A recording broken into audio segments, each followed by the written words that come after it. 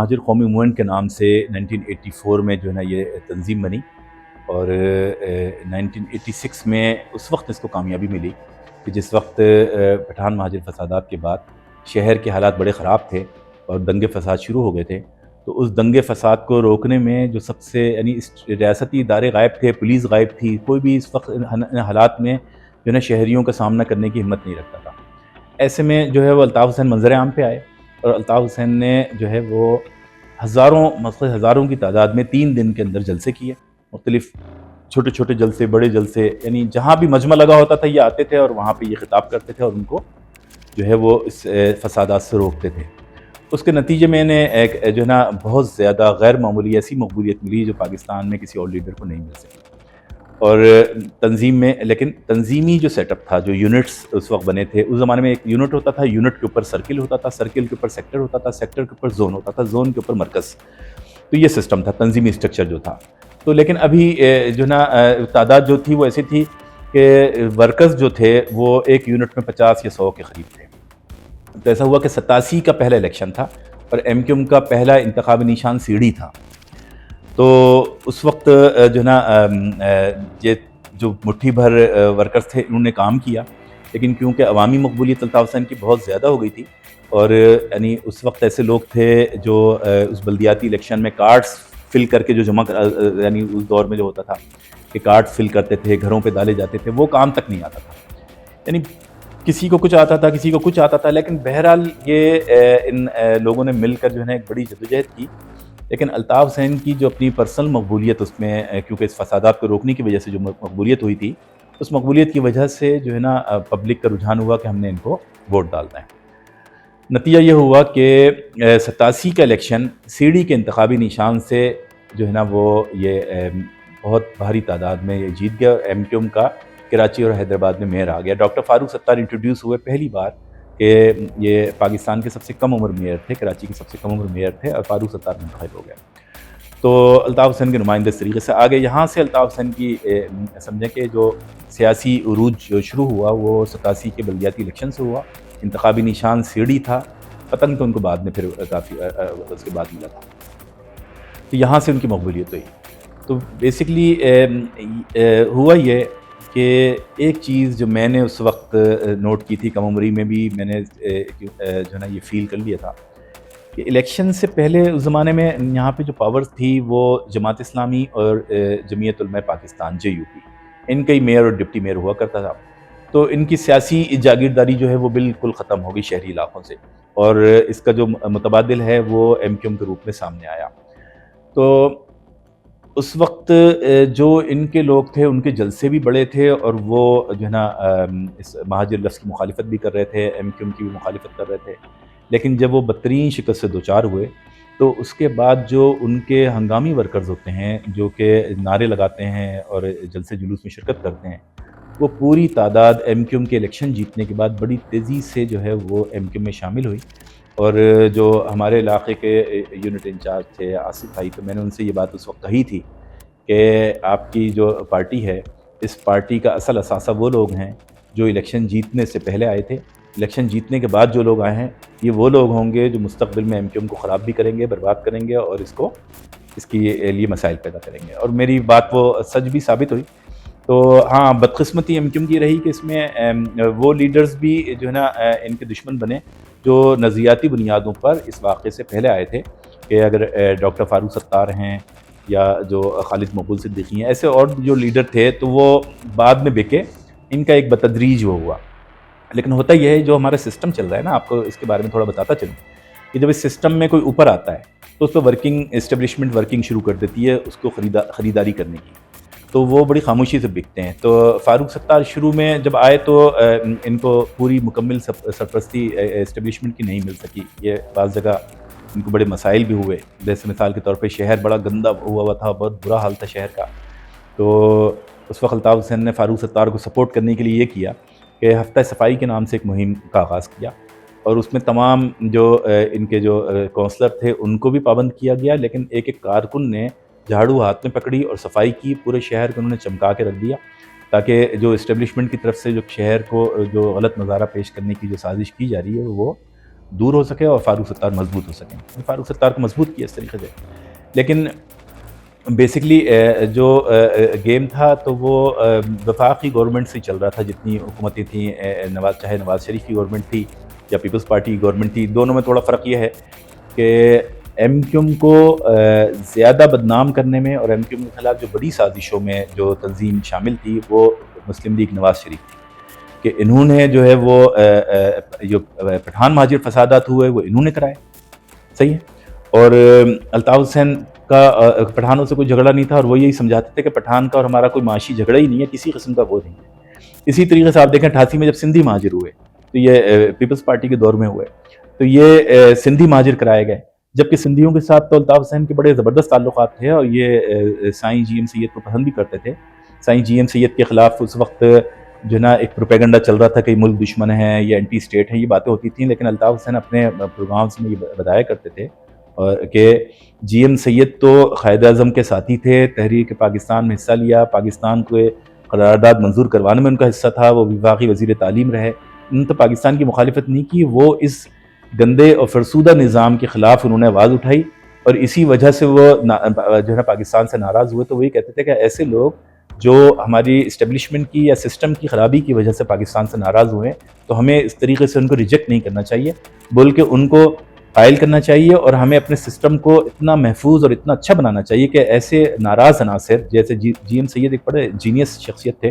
تو وہ جو ہے نا اس سسٹم کا واپس حصہ بن سکیں اور ہمارے پاکستان کی ترقی میں کردار ادا کر سکیں. تو ایک پازیٹیو رول جی ایم سید کے والے سے الطاف حسین کا تھا, تو اس کو توڑنے کے لیے انہوں نے یہ کیا کہ سندھی مہاجر فساد کرا دیا.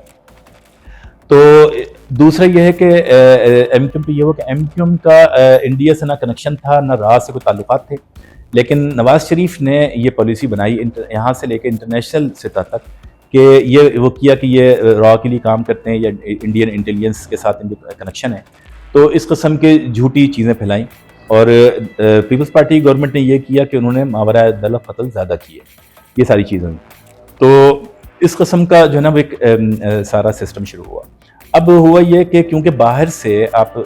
جو ایکسٹرنل آپ کا دشمن ہوتا ہے, جیسے پاکستان کی اس وقت سچویشن ہے, پاکستان کو ہمارے ماضی میں مختلف چیف آف آرمی اسٹاف بھی یہ بات بول چکے ہیں, تو پاکستان کو اصل خطرہ باہر سے نہیں ہے, پاکستان کو اصل خطرہ تو اندر سے کیوں ہے کہ جب ہمارے اندر اگر دشمن پیدا ہو, اندر کوئی سازش کرے, اندر گیم کرے, تو وہ زیادہ خطرناک ہوتا ہے کہ ایک گھر کے اندر گھر کے فیملی ممبر اگر کوئی کرے وہ زیادہ خطرناک ہے. تو پاکستان کی صورتحال بھی یہی ہے. تو اس وقت جو ہے نا یہ ہوا کہ یہ جو ہے نا جو سارے الزامات لگائے گئے, تو یہ ہماری اسٹیبلشمنٹ کی پالیسیاں تھیں جس کی وجہ سے یہ اندر کے دشمن پیدا ہو گئے اور یہ ہمارے لیے مسائل کھڑے ہو گئے. تو نواز شریف صاحب نے یعنی الگ اسٹائل سے کیا اور جو پیپلز پارٹی گورنمنٹ نے الگ اسٹائل سے کیا. تو انہوں نے بیسکلی جو میں بتانا چاہ رہا ہوں یہ کہ اندر کا دشمن خطرناک ہوتا ہے, تو باہر کا دشمن ایم کیو ایم کے حوالے سے بھی یہی پالیسی اپلائی کی گئی کہ ان کے اندر دشمن پیدا کیے جائے. تو اس کے اندر دشمن پیدا کرنے کے لیے وہ کہ اسٹیبلشمنٹ نے خریداری شروع کی, فاروق ستار آہستہ آہستہ قابو آنا شروع ہوئے, اور انہوں نے اور لیڈر بھی ایسے قابو کیے جو ایم کیو ایم کی جو قیادت تھی ان کو پتہ نہیں چل سکا. الطاف حسین کے لیے ایسا ماحول پیدا کیا گیا, ایسی رپورٹیں پیش کی گئیں کہ تاکہ ان کو ملک سے باہر جانا پڑے, اور وہ ملک سے جب باہر چلے گئے تو ان کی گرفت ویسی نہیں رہی کہ ان کے ہر چیز کی رپورٹ اس طریقے سے آئے جیسے پہلے کارکن ملا کرتے تھے اور بہت ساری باتیں کارکنان کے ذریعے آ جایا کرتی تھیں. اب وہ ایک گیپ آ گیا, اس گیپ کا جو اسٹیبلشمنٹ نے فائدہ اٹھایا اور ایم کیو ایم کے اندر دراڑ پیدا کرنے کے لیے گروپ بندی شروع کی. ایم کیو ایم کے خلاف جو زیادہ یعنی سب سے پہلے جو ورکنگ ہوئی وہ چودھری شجاعت حسین مسلم لیگ قاف کے, اور دوسرا جام صادق جو وزیر اعلیٰ تھے سندھ کے, انہوں نے بیسکلی بڑا اہم کردار ادا کیا. تو عامر خان اور آفاق احمد اس دور میں وہ کیے گئے اور پنجاب بلا کے ان کی خفیہ میٹنگیں کی گئیں اور دراڑ ڈالی گئی اور یہ حقیقی بنائی گئی. اور اس کو زیادہ تقویت ایسے ملی کہ کیونکہ ایک بڑی تعداد میں ایم کیو میں لوگ شامل ہوئے تھے, اور ان کی ابھی بنیادی تربیت جو کسی بھی تنظیم میں جب ورکر شامل ہوتے ہیں تو ان کی ایک تربیت ہوتی ہے اور ان کا ایک پیمانہ ہوتا ہے, اس پیمانے پہ آتے اور آہستہ آہستہ وہ چھنی سے چھن کے سسٹم میں آتے تو اچھا رہتا. لیکن یہ ایک ساتھ بہت بڑی تعداد تھی, ان کو جو ہے نا اسکروٹنی کرنا, ان کو چیک کرنا کوئی آسان عمل نہیں تھا, اور یہ انہی کے ذریعے ممکن تھا جو سارے ان کے عہدیدار تھے. تو نتیجہ یہ ہوا کہ اس میں غلط عنصر بھی آیا. ایسا تو نہیں ہے کہ ایم کیو ایم کوئی ودود کی دھلی ہوئی تھی, اس میں کوئی غلط لوگ شامل نہیں تھے, اس میں بھی غلط لوگ شامل ہوئے.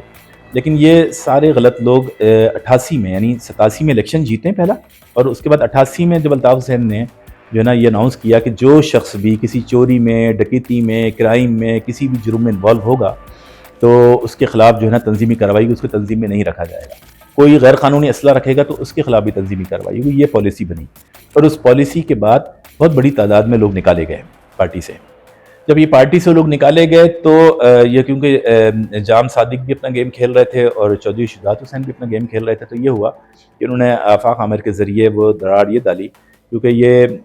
زیادہ تر جو فائٹر طبقہ تھا، کرمنل طبقہ تھا، وہ ان دو کے انڈر میں تھا، یعنی ان دو کے بڑے کنیکشن تھے ان کے ساتھ۔ انہوں نے الطاف حسین سے احتجاج کیا کہ بھئی یہ بندے نہ نکالے جائیں، تو الطاف حسین نے بولا کہ ہم میرٹ پہ کوئی کمپرومائز نہیں کریں گے۔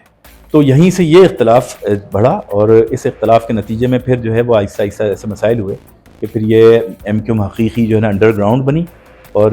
جو الطاف حسین کو یا اس وقت کی لیڈرشپ کو جو ورکنگ کرنی تھی وہ کر نہیں پائے، اور اسٹیبلشمنٹ نے اس کا فائدہ اٹھاتے ہوئے اس میں مزید گروپ بندی کرانے کی کوشش کی کہ اب فاروق ستار کا آپ کو بتاؤں، میں فاروق ستار تکبیر میں تھا تو اس زمانے مجھے کوئی انفارمیشن ملی کہ فاروق ستار کو ایک صاحب ہیں ناصر جمال کر کے، وہ ایک یورپی ملک کے اعزازی سفیر بھی تھے کراچی میں، تو بزنس مین تھے، ان کے بڑے کنیکشن تھے۔ تو مجھے انفارمر نے یہ بتایا کہ بھئی فاروق ستار کے ساتھ ان کی کوئی ڈیلنگ چل رہی ہے کوئی نئے گروپ کے لیے۔ تو میں نے وہ اتفاقاً جو ہے نا وہ چیز کوٹ کر دی اپنی رپورٹ کے اندر۔ جب وہ کوٹ کر دی تو میرے پاس ایک بڑے اعلیٰ افسر کا اس کے بعد رپورٹ شائع ہونے کے بعد فون آیا، انہوں نے بولا کہ یار آپ سے بہت ضروری ملاقات کرنی ہے۔ تو مجھے انہوں نے یہ جو زمزمہ اسٹریٹ کے ساتھ لیفٹ پہ جو بنگلوز ہیں وہاں پر انہوں نے مجھے ایک بنگلے کا ایڈریس دیا کہ یہاں پہ آپ ملاقات کر لیں۔ میں جب وہاں گیا تو دروازہ جس شخص نے کھولا، یعنی گیٹ پہ جو شخص آیا وہ ناصر جمال تھے، میں ان کی شکل سے نہیں پہچانتا تھا، تو وہ مجھے لے کے گئے، اور پھر وہاں پر جو اسٹیبلشمنٹ کے افسر تھے وہ بیٹھے، انہوں نے بڑی مجھے ویلکم کیا، اور انہوں نے مجھے بولا کہ آپ نے جو ہے نا ایک اسٹوری لگا دی ہے اور ہمارا 2 سال کا پروجیکٹ خراب ہو گیا۔ میں نے بولا کیسے؟ میں نے کیا کیا؟ انہوں نے بولا کہ یہ آپ نے فاروق ستار کی خبر لگائی؟ میں نے جی۔ تو آپ ناصر جمال کو جانتے ہیں؟ میں بولا نہیں۔ تو انہوں نے بولا کہ یہ اس گھر کے مالک ہیں، یہ جو بیٹھے ہیں آپ کے سامنے، یہ ناصر جمال بیٹھے ہیں۔ تو میری پہلی ملاقات اس طریقے سے ناصر جمال سے ہوئی۔ میں نے پھر ان سے سوالات بھی کیے، ان سے پوچھا، تو انہوں نے بولا کہ میں نے ورکنگ کر لی تھی، اور فاروق ستار جو ہے وہ ایک الگ گروپ بنانے پہ، الگ تنظیم بنانے پہ راضی تھے، تو وہ مگر آپ کی اس رپورٹ کے بعد ہوا یہ کہ وہ جو ہے نا ڈر گئے، کیونکہ فاروق ستار بیسکلی ایک ذرا بزدل آدمی ہے اور وہ فیس نہیں کرتے بہت ساری چیزوں کو، بلکہ وہ ڈپلومیٹک طریقے سے کوشش کرتے ہیں۔ تو وہ ہمارا پروجیکٹ خراب ہو گیا۔ بہرحال ایک بڑی تفصیل سے وہ میٹنگ تھی ہماری، اس کے بعد بھی اور میٹنگیں ہوئیں۔ ڈاکٹر فاروق ستار جو ہے وہ اس پہ راضی تھے، اور ڈاکٹر فاروق ستار جو ہے ایک ایم کیو ایم کے اندر گروپ بندی کر کے نئی تنظیم ایک بنانا چاہتے تھے، یعنی 97 غالباً ہو گئی ہے، 97۔ تو اس طریقے سے جو ہے نا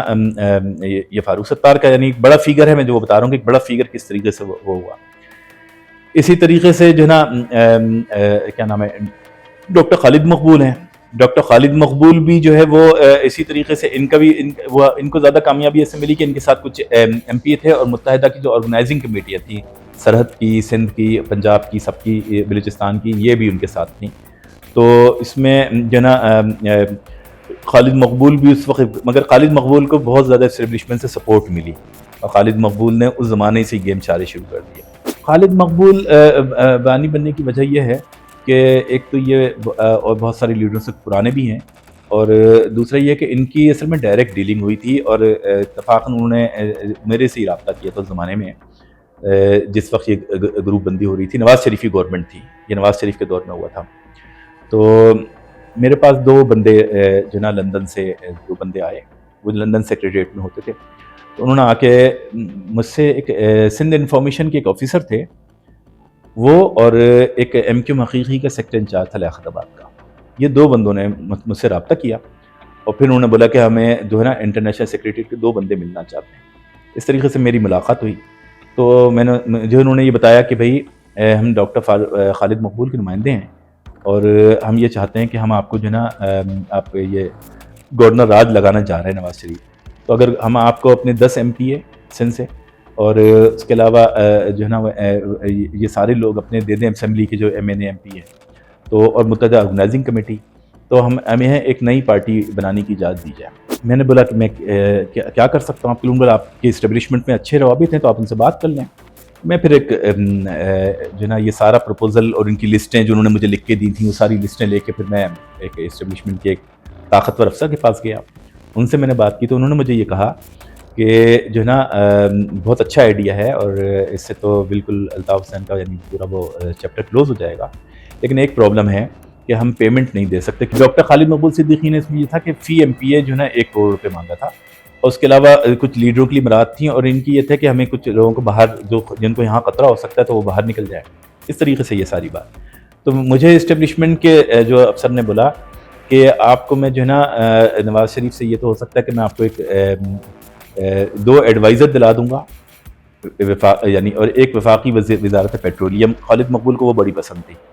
تو یہ آپ کو منسٹری دلا دوں گا، اور یہاں پر آپ کو ہم یہاں پہ بھی کچھ چیزیں دلا دیں گے. پیمنٹ جو ہے نا وہ سویلین حکومت کرتی ہے، اور وہ کسی فنڈ میں گیم کر کے غبن کر کے وہ پیسے وہاں پہ ایڈجسٹ کرتی ہے. ہم تو یہ پیمنٹ نہیں دے سکتے. تو میں نے پھر اس وقت ان لڑکوں سے بات کی. یہ جب بات کی تو یہ طے ہوا کہ جو ہے نا اب نواز شریف گورنمنٹ سے بات کی جائے. تو میں اس کے بعد جو ہے وہ علیم عادل شیخ کے ساتھ بات کی. اس وقت وہ ملیر کینٹ پہ رہتے تھے، میں وہاں گیا. پھر ان کو جب میں نے سارا پروپوزل رکھا تو علیم عادل نے بولا کہ صحیح ہے ان کی میٹنگ کرا دیں. میں وہ MQ کے 2 بندے جو لندن سیکریٹریٹ کے تھے وہ لے کے ملیر کینٹ گیا. حلیم عادل شیخ بیٹھے، علیم عادل بیٹھے،